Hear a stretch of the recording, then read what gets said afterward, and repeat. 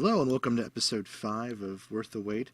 I'm your capable host, Just OK Wally, with my equally capable host, Just OK Caters. Hey guys.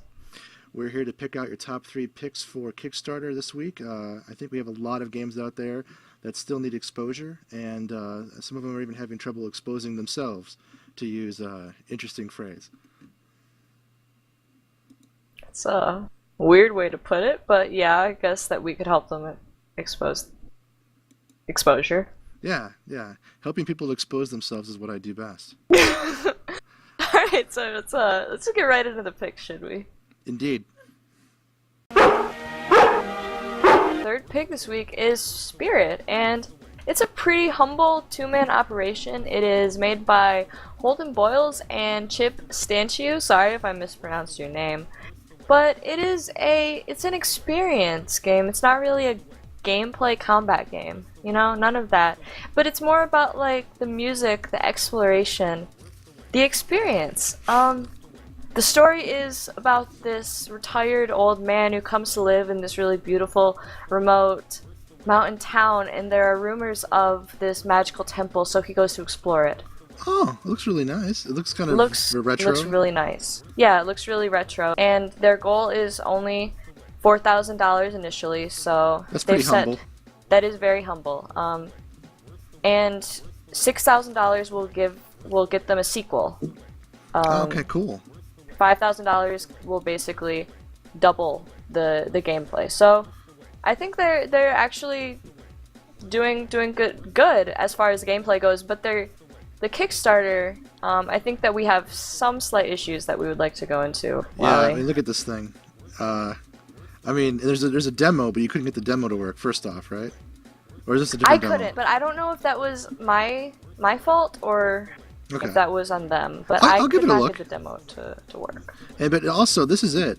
I mean, you guys are, if you guys follow Kickstarter or any of the stuff we recommended, most of these Kickstarters that we choose these guys are vets or they've done their research. And I'm not saying they haven't, but they're usually volumes of text, and this is just like a sneeze, I guess, in terms of info. Yeah, I think that the issue here is that there is not quite enough being given to the audience as far as information, artwork, what backers are going to be getting into. We could just be spoiled by graphics. I think that we might just be spoiled. Alright, Wally, what you got? I got one called Ashen Rift.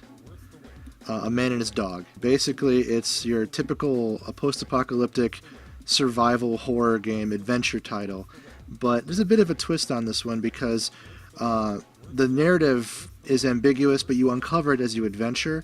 But the real grab is that it's the man and the dog dynamic. Most of the time, and this is just me, whenever there's a zombie apocalypse or some kind of global catastrophe that destroys all of humanity, you befriend a dog and the dog inevitably dies. Not here. Your main character and his dog Bounder are kind of have your fates entwined in trying to locate what's called the Rift, which is the source of whatever kind of dimensional disturbance caused the downfall of humanity.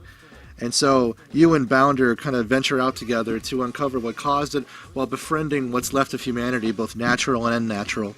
Zombie-like creatures called feeders, an unhospitable Earth that's been terraformed by the calamity, that kind of a thing. And it looks like a lot of fun. There's Bounder right there. I'm a sucker for dogs. And there he is again. They're gonna give more info on Bounder in the next update, but I mean the game really revolves around the interaction between the survivor and his dog. So this is a really interesting concept that I don't think that we've seen. It's been toyed around There's so many with. apocalypse games out there, so many survival group games, but none that have a puppy companion. Alright, I never thought that I would say this, but alright, I'm looking forward to our number 2s. Alright, my second pick this week is Spectre, a virtual reality horror game, and this has Oculus Rift and enable gameplay in it. And it's a multiplayer game, so this is really exciting.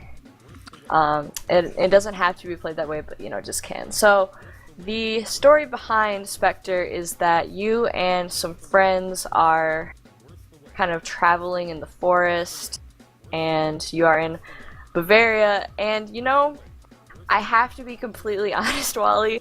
I didn't know that Bavaria was a real place. What? And I didn't know that Bavaria was a real place because I went to public school. Oh, yeah. Well, Bavaria is a kind of a real place. It's like a subsection of Germany. It's in Germany. Yeah, I just thought that it was a cream, like a donut.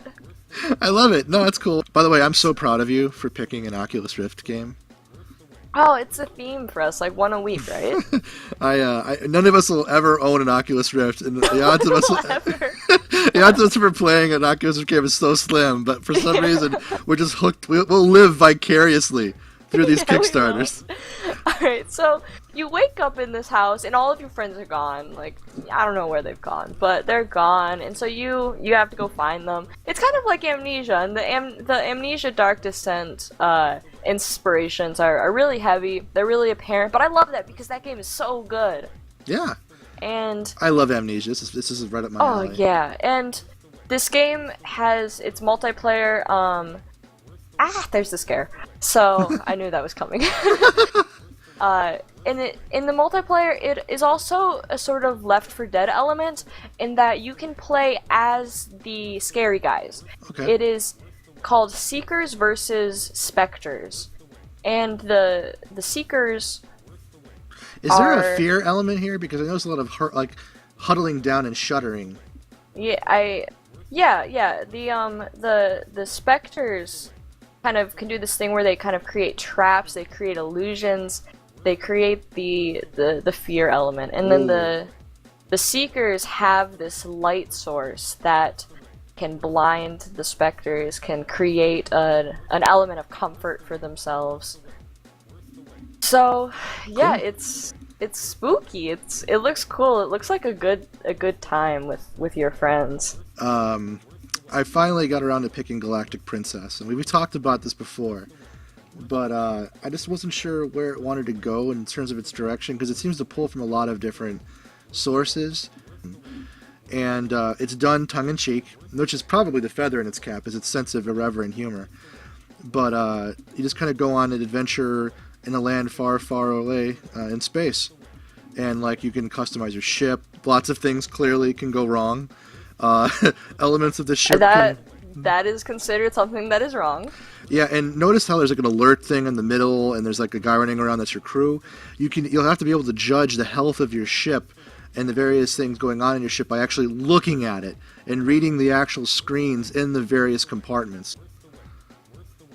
It's got kind of a weird Terraria vibe off of it too, but like Terraria in space or something. Yeah, well, I can see that. I never actually played FTL. It's definitely the closest thing to a space sim roguelike you'll ever get. Mm-hmm. Lots of deck manipulation and crew manipulation and allocating resources, depending upon circumstance. But yeah, I mean, it's got this weird kind of look to it and feel to it that I just couldn't quite place, so I wasn't really comfortable endorsing it because I wasn't sure if even I would like it, but the more they show, the more I really kind of get into its groove. I'm attacking the darkness! Alright, my top dog this week is Planets³. And just, if I start stumbling over my words, just hang tight. Hang on with me because I have so much about this project that I want to say. I am so hyped up about this game. So you hate it? Alright, this is made by Cubicle Drift, and it is an action, adventure, construction, everything game. And it's got some, sort of obvious inspirations to Minecraft, but it's so much more than that. It's got a PC release, and it's got dungeons, it's got animals, it's got vehicles, it's got combat, it's got NPCs and guns and swords and holy crap, customization and weapons. Oh my god, I can't wait for this game. I might get some heat from some of my friends for saying this, but I think that this game, you know, it does look like, oh, it's just another Minecraft game. I think that this game is going to offer so much more than the vanilla Minecraft. It's not just a building game, but it's not just an adventuring game either, you know? Yeah, I mean, look It's at all like it's the, like everything. it seems to have a lot of variety, even to like what your intentions are.